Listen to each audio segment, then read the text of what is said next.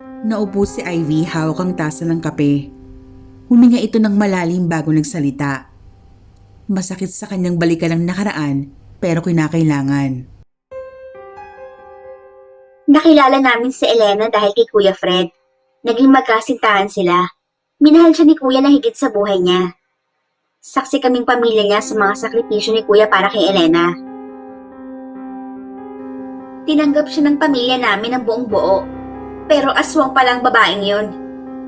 Una niya naging biktima yung asawa ko. Maaga akong nabiyuda lang dahil sa kanya. Nagkahiwalay sila ni Kuya pero nagkitang muli. Nakaangat-angat na sa buhay si Elena noon at naging nobyo ang anak ni Mayor Martinez. Grabe naman pala yung Elena na yon, Ivy. Pinatay rin ba niya yung kuya mo? Tanong naman ni Dayan. Hindi, pero dahil sa kanya kung bakit namatay si Kuya. Pati na ang itay na inatake sa puso ng kagagawa ni Elena. At ang anak ko, walang kamalay-malay sa mga nangyari ay dinamay niya. Natigilan na si Ivy sa pagsasalita dahil hindi niya napigilan ang mapaiyak. Lumapit naman si Dayan at hinagod ang likod ni Ivy. Hindi makapaniwala si Dayan sa kanyang narinig. Kung titignan mo si Elena, ay hindi mo aakalaing may tinatago pala itong kasamaan. Kung nalaman lang sana niya ng mas maaga na aswang si Elena, ay hindi na niya kinulit si Albertong makipag-partner pa dito.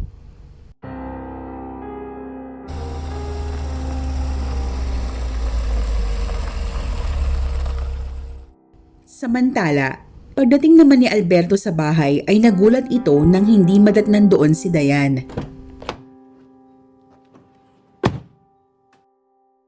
Magandang gabi po, Sir Alberto. Kasama niyo po ba si Miss Dayan? Nag-aalalang tanong ni Manang Pilar. Hindi. Bakit? Kanina pa dapat siya nakauwi dito. Agad niyang kinuha ang telepono at tinawagan ng asawa.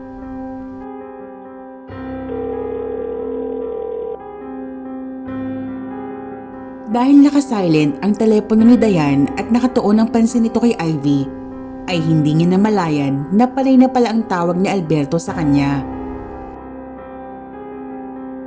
Samantala, bakas naman sa mukha ni Elena ang labis na pagkainis dahil sa nangyari. Nilapitan siya ng kanyang tiya Helen at inusisa. Oh, kamusta yung lakad mo, Elena? Bakit namang nakabusangot ka dyan? Ay nako tiya, huwag niyo na pong itanong. Ni hindi man lang niya tinikman yung luto niyong dinala ko para sa kanya. Hindi naman makapaniwala si Helen. Sadyang masarap ang kanyang pagkakatimpla at walang sino man ang makakatangging kainin ang putahing iniluto niya. Teka, sino ba kasi ang misteryosong lalaking kinababaliwan mo ha, Elena? Napaka-imposible naman yatang tanggihan niyang kainin ang niluto ko. Maliban na lang kung aswang din yun. Ipinakita naman ni Elena ang litrato ni Alberto. Halos malaglag ang hawak na pinggan ni Helen na nanlaki ang mga mata sa kanyang nakita. Ang gwapo naman yan, pamangkin! Sino ba yan? Kung ganyan ba naman kagwapo ay kahit sino ata mababaliw. Mukha pang ubod ng yaman. Umayos naman ang upo si Elena at tinignan ng seryoso ang kanyang tiya Helen. Siya po ay walang iba kung hindi si Alberto Francisco, ang tagapagmana ni Don Filimon Francisco.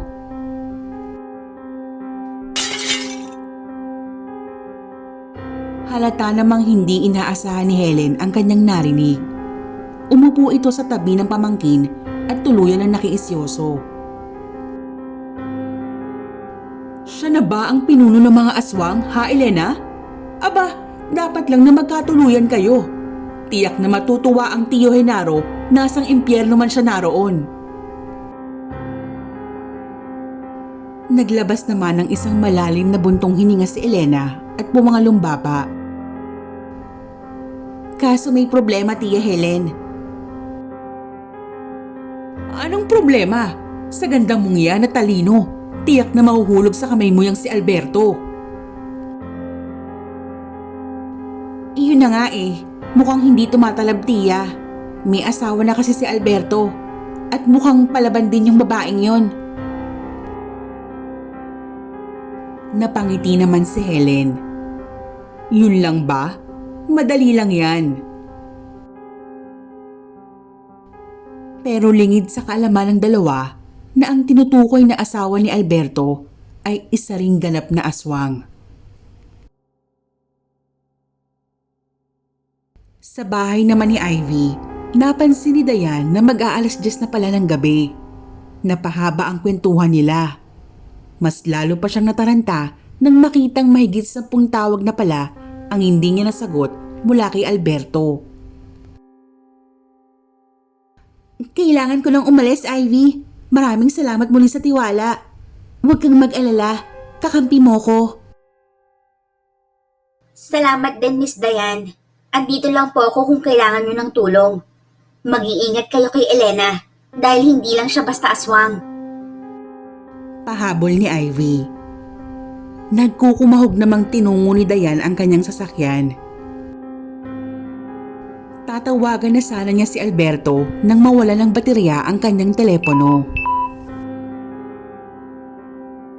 Kanina pa hindi mapakali si Alberto. Hindi naman ginagabi ng uwi ang kanyang asawa at lalong-lalo na hindi nito ugali ang hindi magpaalam. Kahit na magkagalit sila ay pwede naman itong tawagan si Manang Pilar.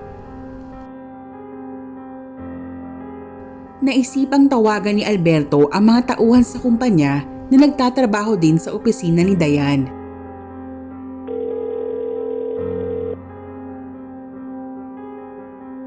Magandang gabi, Celso. Itatanong ko lang sana kung anong oras umalis dyan si Dayan. Nagulat si Alberto sa sinabi ng kausap na hindi daw nagpunta doon si Dayan buong araw. Sige na, Manang Pilar. Ako na mag-aantay kay Dayan. Matulog ka na. Utos ni Alberto. Batid ni Manang Pilar na may away na namang magaganap base sa pamumula at paglabas ng ugat sa kamao at leeg ni Alberto.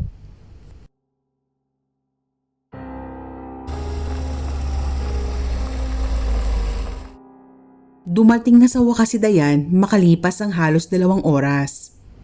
Maingat at dahan-dahan siyang pumasok. Madilim ang buong bahay, kaya binuksan niya ang ilaw at nagulat nang makita si Albertong nakaupo sa may sala. Nakayuko ito at nakatiklop ang kamay, tila ba kanina pa siya inaantay. Anong oras na, Dayan? Uwi ba ng matinong babae yan? May tinapos lang ako sa office. May pinahabol kasi si Celso kaya ginabi ako, Alberto. Nangangatal at hindi diretsyong makatingin na tugon ni Dayan. Kalokohan! Nakausap ko si Celso. Hindi ka nagpunta sa office buong araw. Ngayon, uulitin ko, Dayan. Saan ka galing? Nanggigigil na tanong ni Alberto. Kilala niya ang kanyang asawa. Isa sa pinakaayaw nito ay ang nilaloko siya. Pero anong gagawin niya? Hindi niya pwedeng sabihin kay Alberto kung saan siya nanggaling. Malalaman nito ang totoo tungkol sa kanyang tinatagong negosyo. Aray ko! Nasasaktan ako! Okay, sige na. Galing ako kay Clara. Dun sa classmate ko no high school. Masama na bang libangin ko ang sarili ko? Ha, Alberto? Lalong hinigpitan ni Alberto ang pagkakakapit kay Dayan. Siguraduhin mo lang, hindi mo ko niloloko, Dayan. Matigas na wika ni Alberto sa kabinitawan ng asawa. Matapos noon ay umakyat na ito sa itaas. Naiwan naman si Dayan hawak ang kanyang kanang braso. Nasapo na lang niya ang kanyang ulo saka pinunasan ang nangingilid na luha sa kanyang mga mata. Mas lalo siyang nalungkot nang makitang sa guest room pa rin natulog ang kanyang asawa. Samantala, muling lumabas ang yanggaw na si Rolly kasama si Helen upang maghanap ng panibago nilang biktima. Pasara na ang isang tindahan nang lapitan nila Helen at Rolly. Hindi nyo ba nakita? Sarado na kami oh. Sige na, alis na. Naiiritang wika ng lalaki. Huwag kang mag-alala, wala naman sa menu nyo ang gusto naming kainin eh. Matapos nun ay nagbago ng anyo si Helen sa kahinablot yung lalaki.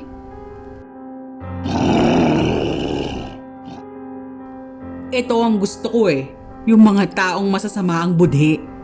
Amoy na amoy ko ang lansa mo. Pakiusap, huwag nyo ako patayin. Kuhaan nyo na lang lahat ng kita ng tindahan ko. Huwag nyo lang ako saktan. Nangangatog ng wika ng lalaki. O sige, madali naman akong kausap. Sige Rolly, kuhanin mo lahat ng laman ng kaha. Utos ni Helen. Pagkatapos ay sinira nito ang CCTV na nakakabit sa may gilid. Siguro naman papakawalan nyo na ako. Ngumiti si Helen saka tumalikod. Animoy aalis na ito. Pero ilang segundo lang ang lumipas ay muli niyang hinablot ang lalaki saka dinukot ang puso nito. Ano pang inaantay mo, Rolly? Isakay na yan sa kotse.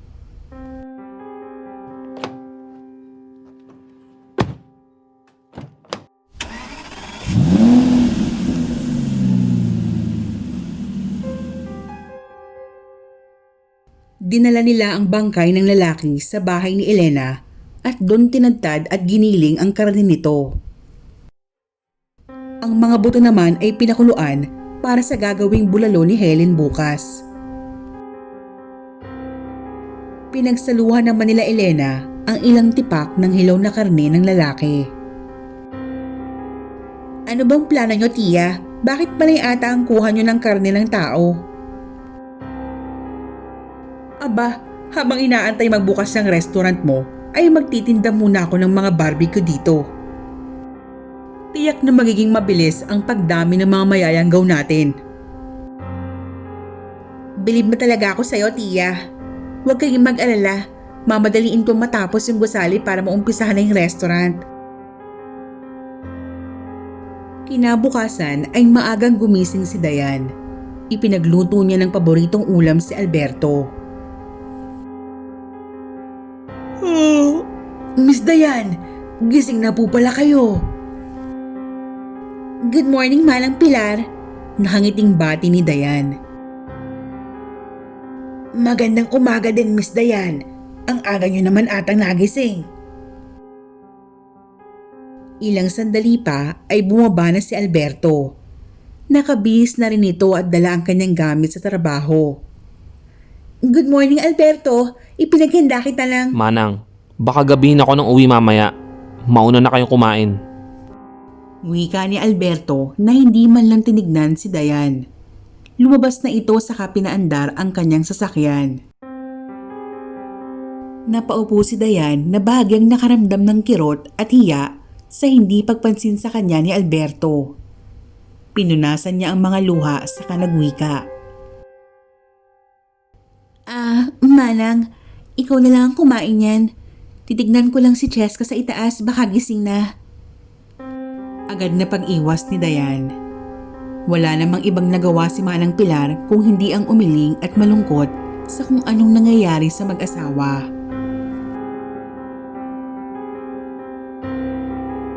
Pagdating naman sa site ni Alberto ay nakatanggap ito ng tawag mula kay Elena. Hindi niya ito sinagot pero nagpadala pa ito ng mensahe. Alberto, let's just be professional here, okay? This is about business. Pwede ba tayong magkita? May business proposal kasi ako sa'yo. Call me back if you're interested. Matagal na pinag-isipan ni Alberto ang laman ng mensahe ni Elena. Sa huli ay nagdesisyon ito na wag munang sagutin ang dalaga. Pero hindi madaling sumuko si Elena. Tumawag ito sa opisina ni Alberto at inalam kung nasaan ang pinuno ng mga aswang.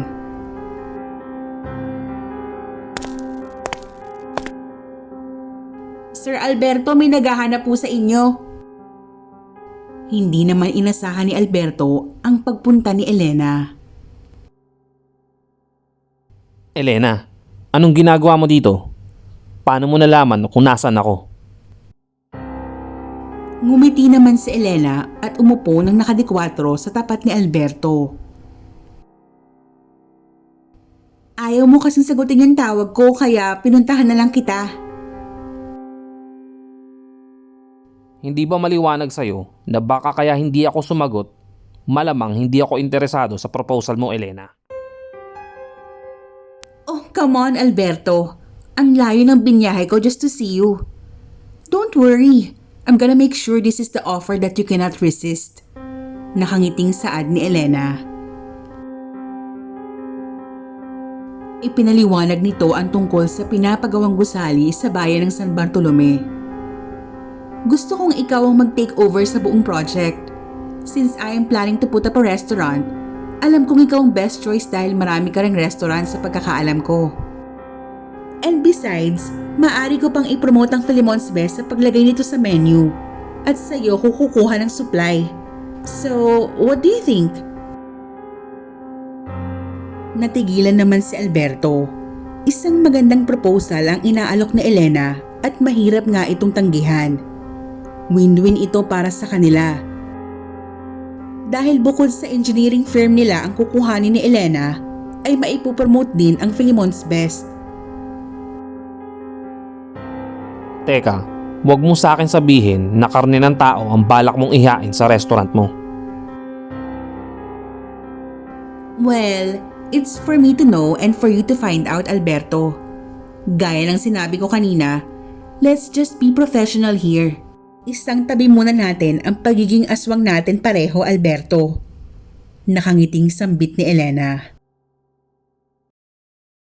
Marami pong salamat sa inyong pagsubaybay dito po sa Ang Palengke ng Mga Aswang Season 3, Episode 18. Sana po ay nagustuhan niyo ang ating episode for tonight. At iniimbitahan ko rin po kayong pakinggan ang ating latest upload kahapon ang El Beleza Paraiso Part 10 at ang Pwera Usog Aswang Story. And also po, ang Vera ang babaeng apoy para po sa Guni Haunted Files. Ang Guni mention po natin ay sa next video kaya kung may nais kang ipamention ay i-comment nyo lang po yan sa baba. Muli po marami pong salamat and don't forget to subscribe to both of our channels. On behalf of Misterio, good night and God bless us all.